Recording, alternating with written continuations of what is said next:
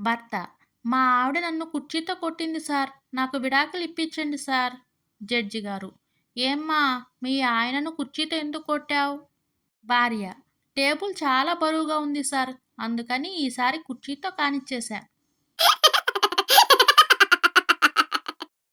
ఫినీల: ఈరోజు మనం అమ్మా నాన్న ఆట ఆడుకుందాం సరేనా?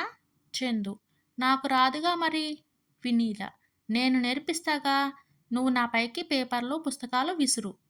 నేనేమో కంచాలు గిన్నెలు తలుపు నీపైకి విసురుతాను. కాసేపయ్యాక నువ్వు తలుపు దడేల్ మనివేసి బజారుకు వెళ్ళు. నేనేమో మన చింటూగాడి వీపు వాయిగొడతాను. సరేనా? చందు: ఓస్ ఇంతేనా, అయితే నేను రెడీ. కుమార్: కన్ను చట్టం చూపు వీటిని ఇంగ్లీష్లో ఏమంటారు? సరళ: I love you. Kumar: I love you two. 45 ఏళ్లకు నిర్దోషిగా తేలిన వ్యక్తి: నా ఊరు అయినవారు ఎవరూ గుర్తుపట్టట్లేదు సార్. ధరలు మండిపోతున్నాయి. ఇక్కడే ఉంటూ మీరు చెప్పిన పని చేసుకుంటా. ఇంత ముద్ద పెట్టండి చాలు. సుమతి: బాబూ, ఈ పట్టు చీర ఎంత? సేల్స్‌మెన్: 10,000 అండి. సుమతి: అమ్మ బాబోయ్! పక్కనున్న బెనారస్ చీర ఎంత? సేల్స్‌మెన్: 2 అమ్మ బాబోయ్‌లు.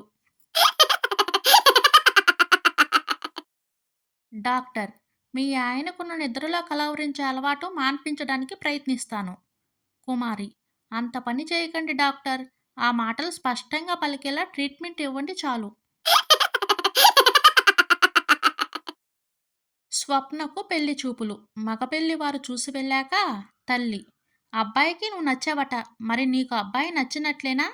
స్వప్న: మంచి ఉద్యోగం, ఆస్తి కూడా ఉంది. కానీ పళ్ళు ఎత్తుగా ఉన్నాయి కదమ్మా. మామూలుగా ఉన్నప్పుడు పర్వాలేదు. కానీ నవ్వితేనే వికారంగా ఉన్నాడు. తల్లి: నీ పిచ్చి గాని, పెళ్ళయ్యాక ఇంక నవ్వెక్కడిది?